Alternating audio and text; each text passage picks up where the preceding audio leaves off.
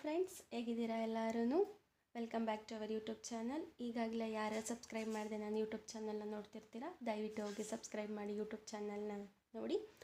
Okay, ಇವತ್ತು ನಾವು baby ಕುಚ್ಚನ್ನು ಯಾವ ಥರ ಹಾಕೋದು ಅಂತ ಹೇಳ್ಕೊಡ್ತೀನಿ. ಬೇಬಿ ಕುಚ್ಚು ಎಲ್ಲರೂ ಹಾಕ್ತಾರೆ, ಬಟ್ ಹೇಗೆ ಫಿನಿಶಿಂಗಾಗಿ ಹಾಕೋದು ಅನ್ನೋದನ್ನು ಹೇಳ್ಕೊಡ್ತೀನಿ. ಸೊ ಕೆಲವೊಂದು ಟ್ರಿಕ್ಸು ಮತ್ತು ಟಿಪ್ಸ್ನ ನಾನು ಶೇರ್ ಮಾಡ್ತೀನಿ. ಸೊ ಕಡೆ ತನಕ ವೀಡಿಯೋನ ಎಲ್ಲೂ ಸ್ಕಿಪ್ ಮಾಡದೆ ವೀಡಿಯೋನ ನೋಡಿ. ಹಾಗಿದ್ರೆ ಬನ್ನಿ, ನಾವು ಯಾವ ಥರ ಬೇಬಿ ಕುಚ್ಚನ್ನು ಹಾಕೋದು ಅಂತ ಹೇಳ್ಕೊಡ್ತೀನಿ. ಸ್ಯಾರಿ ಮತ್ತು ಒಂದು ಜರಿ ಥ್ರೆಡ್ಡು, ಕುಚ್ಚು ಥ್ರೆಡ್ಡನ್ನು ನೀಟಾಗಿ ಈ ಥರ ಸ್ಟ್ರೈಟ್ಲಿಂಗ್ ಮಾಡಿರೋ ಥರನೇ ಇಟ್ಕೊಂಡಿರಬೇಕು. ಇದನ್ನು ಯಾವ ಥರ ಹಾಕೋದು ಅನ್ನೋದನ್ನು ಬೇಕಾದ್ರೆ ನೀವು ಕಾಮೆಂಟ್ ಬಾಕ್ಸಲ್ಲಿ ತಿಳಿಸಿದ್ರೆ ನಾನು ಹೇಳ್ಕೊಡ್ತೀನಿ.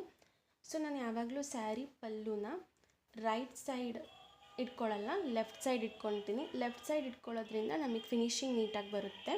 ಪ್ಲಸ್ ನಾವು ಜರಿ ಥ್ರೆಡ್ಡಿಂದ ನಾಟ್ ಹಾಕೋದನ್ನು ಎಲ್ಲೂ ವಿಸಿಬಲ್ ಆಗಲ್ಲ ಅಂತ.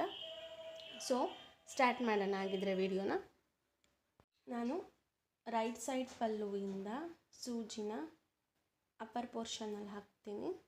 ಸೊ ಈ ಥರ ಹಾಕಿದ್ಮೇಲೆ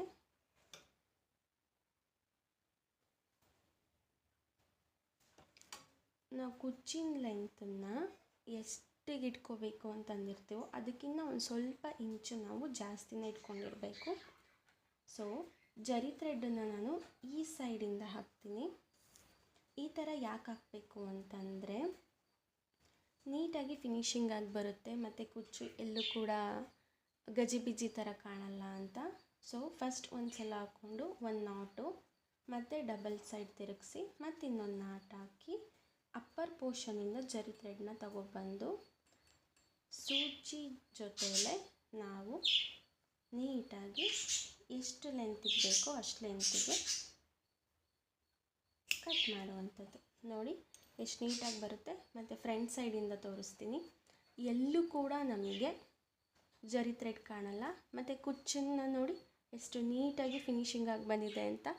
ಸೊ ಈ ಟಿಪ್ಸು ಮತ್ತು ಟ್ರಿಕ್ಸ್ ನಿಮಗೇನಾದರೂ ಇಷ್ಟ ಆಗಿದರೆ ದಯವಿಟ್ಟು ಸಬ್ಸ್ಕ್ರೈಬ್ ಮಾಡಿ, ಕಮೆಂಟ್ ಮಾಡಿ, ಲೈಕ್ ಮಾಡಿ. Till there bye guys.